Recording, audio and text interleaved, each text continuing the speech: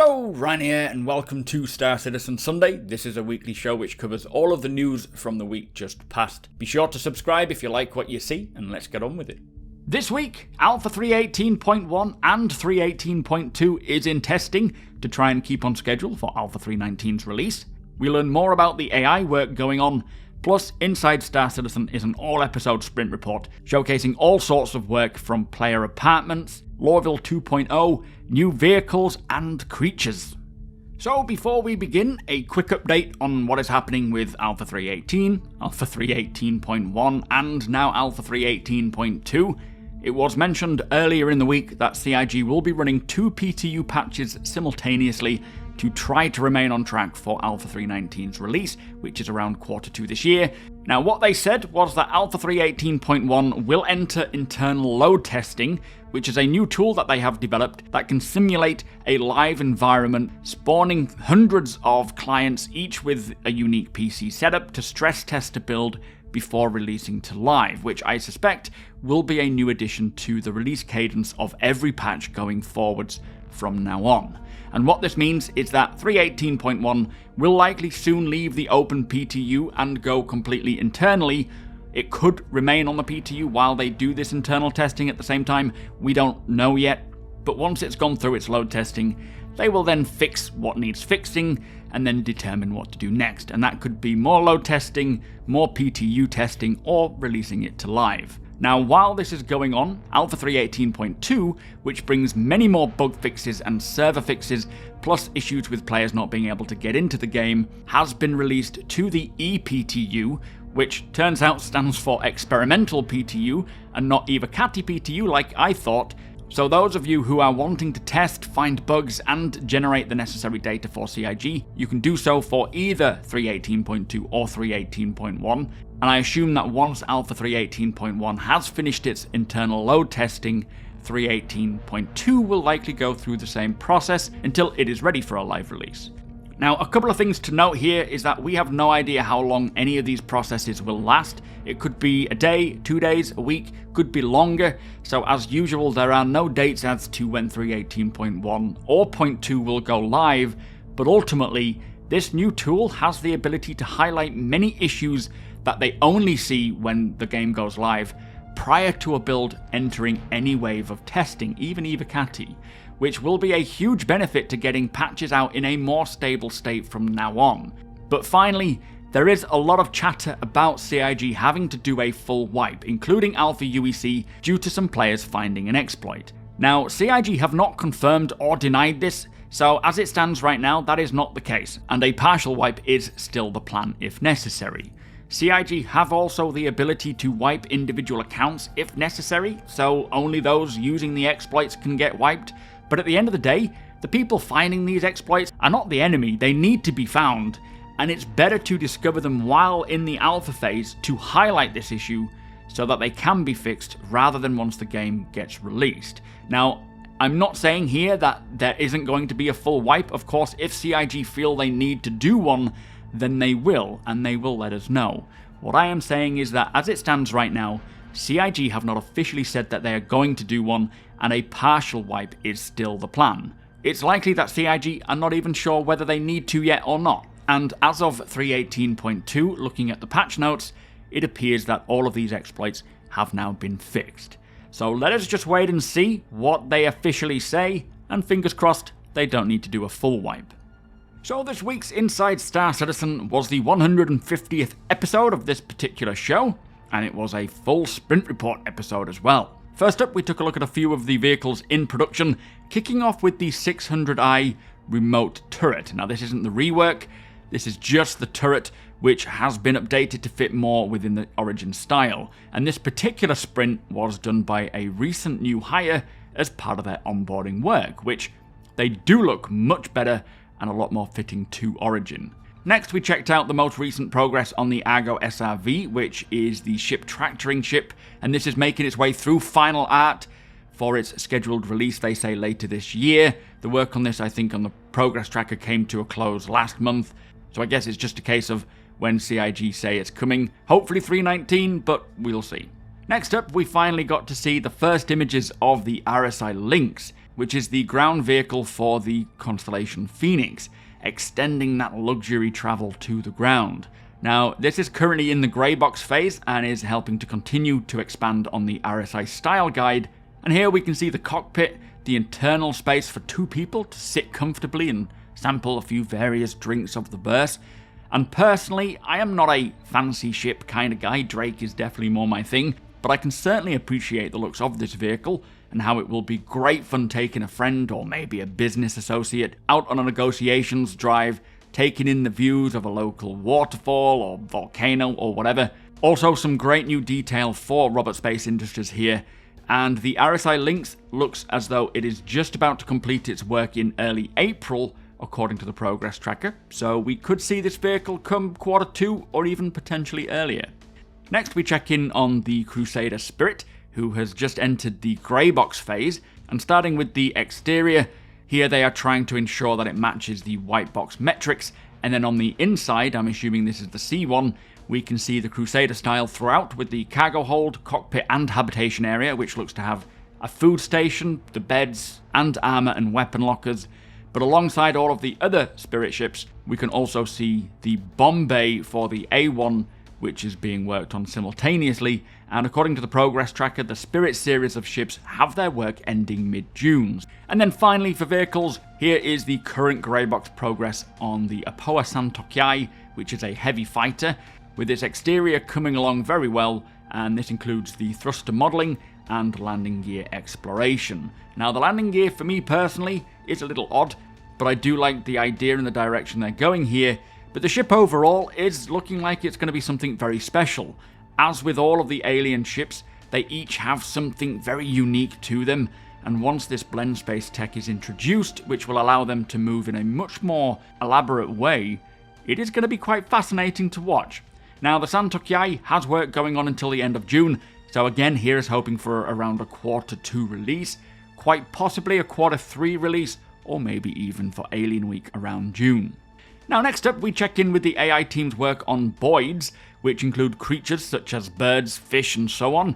Now this work here is to create the algorithmic behaviours of small creatures to help populate the verse in all areas. And here we can see condors learning to avoid mountains or oceans, as well as fish behaviour tests. But do bear in mind that animations and more are not enabled in these tests, so they don't look super fancy, as they are just developing their behaviours for now. But it is very exciting to finally see AI-driven creatures making their way into the verse. And in the lore, well, the hangar module, for the fish tanks, there are numerous fish already established in the verse in the lore, like the Midas fish, the Vanduul and banded vessels. But I do wonder about condors and making sense to the planet Hurston. Potentially, if they were introduced from Earth, that would make sense. But I'm sure the narrative team, when they get their hands on these things, will make them fit.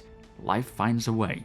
Anyway, next up we have work from the Interactables team, who are running through the many various assets found throughout the verse and physicalizing them into actual interactable objects, like these dumbbells, which now have their unique mass and realistic physics applied, depending on their size. From here we took a look at the work being done on coffee machines, and a new series of in-game mugs like the Star Kitten, Big Bennett and what looks to be the Crusader Stormwall mug, and then some new prototypes for how we will be able to hang posters in our hubs on the walls with these expanding electronic devices, which will be applicable to certain areas, not just anywhere you want. They will have to have item ports attached to them.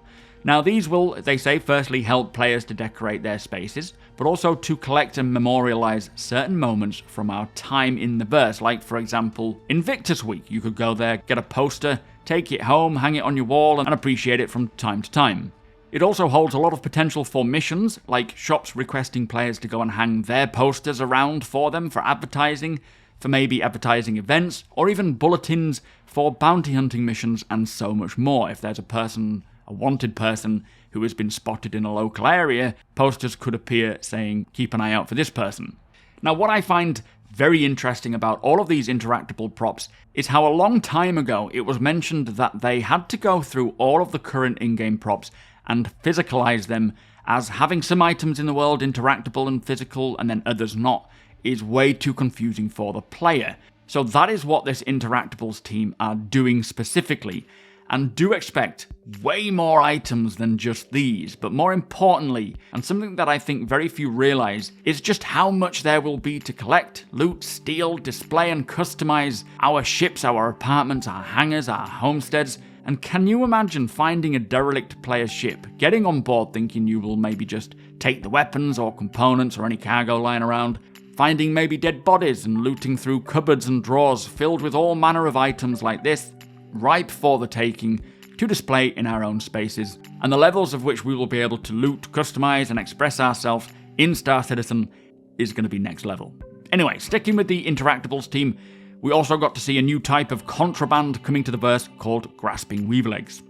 Now moving on, we can see work from the Planet, Environmental and Lighting teams who are working on Hurston's updated atmosphere to add a stronger layer of pollution to the planet's surface, which will help to absorb much more of the light from the atmosphere and add a richer gradient and look overall just more dirty, more akin to that of the Hurston planet. And this will be very interesting to see when Lorville 2.0 makes its way in for Alpha 3.19. Now for Microtech, its forests is getting some love as well, which they say is part of an ongoing overhaul that we will hear more about in the coming months. And these forests are not only getting a performative refresh, they are also creating them to be richer and denser visually, which will provide things like cover opportunities for gameplay and racing and so on and so forth. Now, the Landing Zone team have been adding additional landing locations around the planet Crusader for more gameplay opportunities, like these resort hotels that can be adapted via overlays for points of interest like actual working locations for missions, or to be taken over by gangs like the Ninetails for combat missions. And they say that each cluster has been procedurally developed to act as a home for these various mission types that will draw the player away from Orison to further explore the Crusader gas giant. It will be nice when storm walls are around. But this is great to see them further utilising this planet, and I do look forward to seeing more than just these hotel resorts, especially places like refinery stations for ships like the Starfarer to go and fill up their tanks properly. Now, the next feature we got to see, which is one of my favourites, was a first look at the upcoming Hurston Security Admin offices, which we have read about in the monthly reports, and these are currently making their way through the white box phase. Now, these law enforcement offices will be used to help take bounty hunting gameplay to the next level, which he does say we will hear about more later this year, and are a place for players to either drop off their captured bounties for processing, get new bounty hunting missions, or buy new equipment. But also there is a detention area with holding cells, which I guess are either to be used as a jail for small-time offenders, maybe to serve out a lighter sentence, especially if you're drunk, or for holding various bounties until they are transported to prison. I do wonder if a jailbreak would be possible one day. Queuing up Thin Lizzy. Anyway, moving on. Here we can see the pre-production blockouts for a variety of building interior modules that will be used to fit inside various buildings found around New Babbage. Now, as you make your way in from the roof pad, you will enter a lobby with elevators, which you can take down to a number of interior modules, such as a block of player apartments, as we can see here, to an individual room for a player with quite a wonderful view of the city. Now, it is quite difficult to picture this as your apartment, especially as it's in a very raw, early blockout state, but imagine having a permanent, persistent hab here that you can return to as and when you want to, acting as an actual home in the verse, and then combine that with all of these inanimate interactables that we've seen, coffee machines, cups, and the ability to place your weapons, helmets, pretty much anything really, wherever you want to in your hab. Things are really beginning to hype up for me. Also, do note that the persistent habs on the progress tracker have work completing at the end of August, so there is a solid potential that we will be able to have a physical apartment by the end of the year. It is finally happening. Now, next up, we saw some work for the Montreal Tools team, helping to drastically speed up the process of generating modular interior spaces. Here we can see the work needed to generate a modular space clinic interior for a pyro station, including the overlay style. But it was said that now, with practically the click of one button, all this can be done in an instant. Now, this is such a huge step into further populating the verse with pretty much everything. The time it takes to create the initial assets, the tools, is not comparable to the speed at which these tools can help to generate these locations. And going forwards with this tool, the Rastar tool, and many others, a planetary system with all of its gameplay already generated and its locations, will be done way quicker than it is now. And I am so interested to see just how fast they will be able to create all the various systems, planets, and points of interest and missions when all is said and done. Anyway, moving on, we can see some new work that is wrapping up from the PU character art team, where they have converted some of the older legacy assets to the newer tech, like this layer blend version 2 and the ability to spawn items with various levels of wear and decay, meaning when we see these NPCs out in the verse, they will look much more diverse. They are also using this sprint as a chance to further modularize certain armors like this one, and many more that will be showcased later this year, to add more customization to new and older options, which also extends to a variety of tints to allow mission and location designers to be able to specify styles for different areas or different gangs. Now, this will be great when it comes to things like being more visually pleasing first and foremost, as the variety will be so much more appreciated than everyone looking the same almost. And even more so when it comes to looting and finding a new tint or an aged look that you prefer, collecting the one that you want. But eventually, all of this visual wear and tear on every item, not just armors, will be applicable from a gameplay standpoint as well, as condition, age, wear and tear will determine their protective capabilities or their uses, especially once everything is utilizing this physical damage and breakability tech. Now, to finish off the show, we got to see some more images from the lighting team with their work on Lorville 2.0, and at first, I actually thought these were concept images and just thought, very nice, but nothing we haven't seen already, until I realized that they're not concept images, but actual in-game shots of this location. And my word, they are doing an incredible job. But that was this week's Inside Star Citizen, and with that, the show goes on its usual 4-week hiatus, and when it returns, they will be checking in on all things 319, like the new Lorville, a deep look at the Arena Commander changes, the derelict settlement towns, the new player experience tutorial that will be found at Area 18, a new buggy racetrack for New Babbage, which will be far more fun once we get this new wheeled vehicle physics update, explorations of the new Invictus Launch Week vehicles that will be coming in the month of May, a chat with Gavin Rothery and all of the ships that he's worked on, and a look at many new features that are coming in Alpha 320, plus continuing the journey to 4.0 along the way. So, 320 confirmed, it seems. But that was it for Inside Star Citizen this quarter. A great series of shows, and here is to the next quarter. But with that said, let us move on to Star Citizen Live.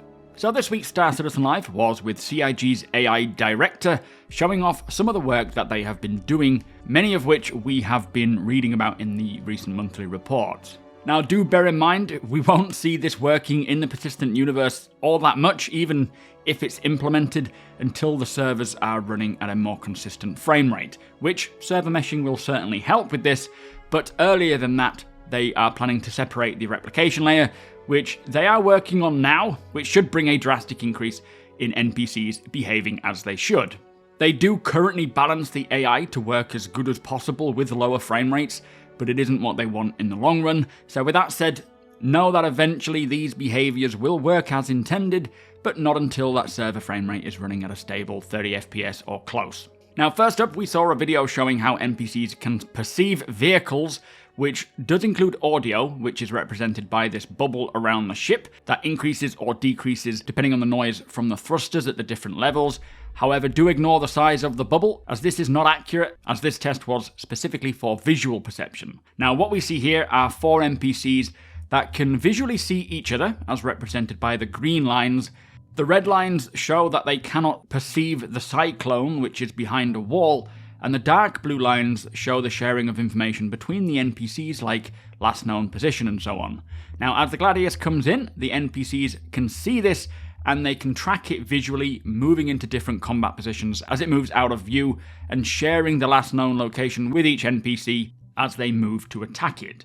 The next video we saw was an NPC capable of taking an elevator while using a trolley, and this shows how the NPC understands that to use this elevator they need to press the button, wait for the door to open, push the trolley inside, and then press the button again so that they can go to the floor they want, wait for the elevator to arrive at their floor, and then push the trolley out again. Now, this is all called navigation links. It all looks very simple, but it is vital work to get NPCs capable of doing everything that the player can, going to all the locations the player can, and will be very important for NPC crews, workers, missions, and more. It is also applicable for NPCs reacting to what players do, like if they turn off a light, for example, in an outpost. The NPC will know where to go to turn that light back on, or investigate why it turned off, making their way through elevators or airlocks or any other navigation link. The next video shows how the NPC is now able to crouch and use ladders to navigate around an environment.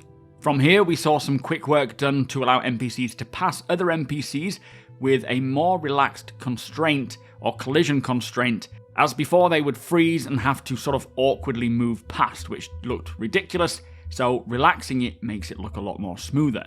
And similarly to that, they have also updated the stopping of an NPC to be more natural instead of it being kind of an abrupt insta-stop. So 2 small updates there that should actually have quite a big impact visually in the verse.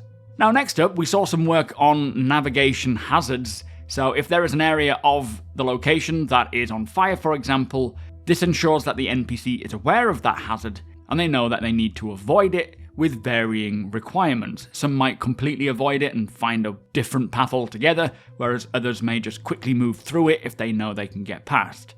Now this is actually also dynamic, so for example, if players are randomly setting fires or putting out fires, the path option will change dynamically according to the situation, so the NPC will always be able to tell when a path becomes blocked or available. Now, it doesn't just apply to fire hazards, it could also just be a route that is difficult or lengthy to navigate. It's basically a risk assessment for each NPC for them to determine based on many various values and AI traits whether it's good or bad. The next video shows the work being done on NPC accuracy, and this particular one is called the Mercy Timer, which is kind of a partial break in the NPC firing as the NPC decides to ease off on firing on the player, giving them a chance to get away or react in some way.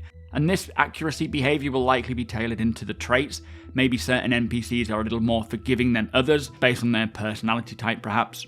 They have also worked on NPC aim prediction, which allows them to aim more accurately while a player is maybe in transit at a distance, like they're running for example, but this will be based on distance, so the closer you are to them, the more accurate they will be. They are also now able to use mounted guns, and they can track the player and use these mounted guns to defend an area, which will be fascinating with these bunkers. NPCs can also perceive incoming grenades and actually move away from them or run away, but they can also inform other NPCs of a nearby grenade or danger, so they can all move away if need be.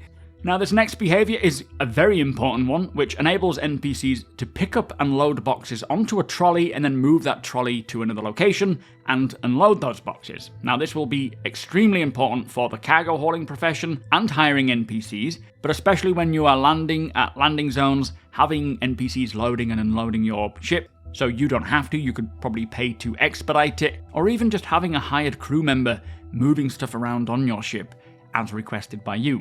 Now, this next video, we can see the speed at which an NPC can move to a location, to a new area that might need to be defended or attacked. We also saw a target prioritization video where they're shooting at targets within a particular area first before shooting at the other targets. And once they have cleared an area, they will then move on to the unselected area if the priority dictates that.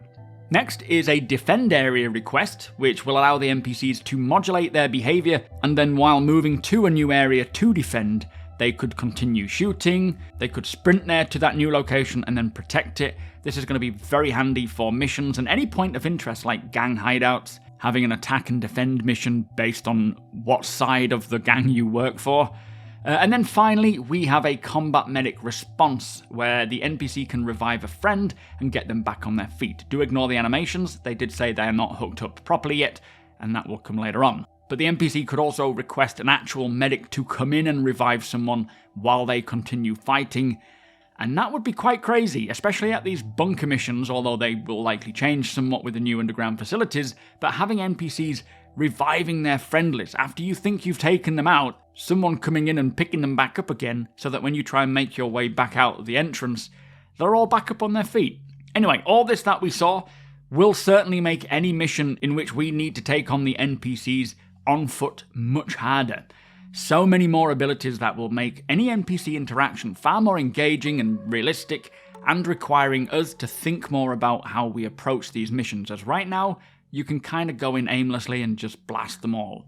But from these videos, there was a very brief Q&A, the first question being, how do you ensure that AI don't break when their routine or behaviour is interrupted by the players?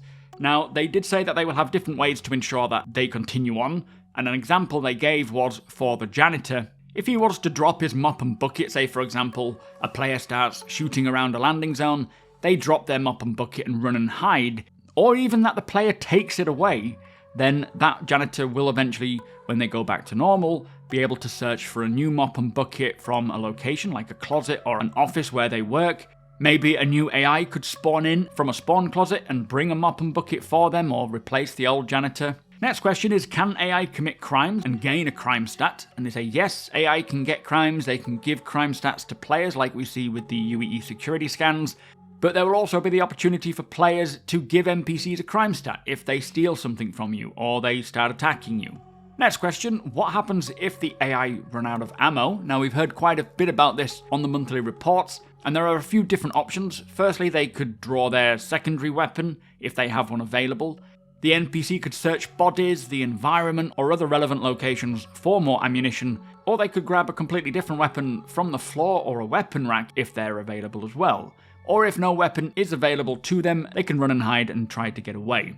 So very much this will be situation dependable, also heavily based on their traits, their abilities and so on for each individual NPC, but it sounds like they can do any number of things to get back into the fight, or if they need to, get out of there and escape.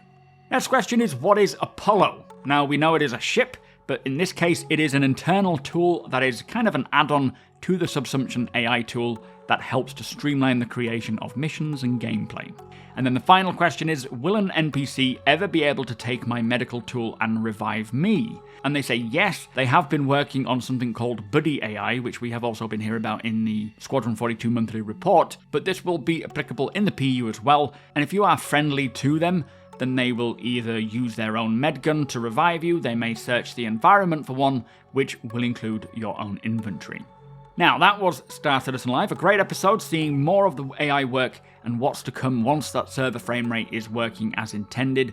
Star Citizen Live will not be on next week as it is a holiday here in the UK, Good Friday, and on that note, as there is no Inside Star Citizen either, Star Citizen Sunday will not be necessary. So that will take a week off as well, but that was Star Citizen Live.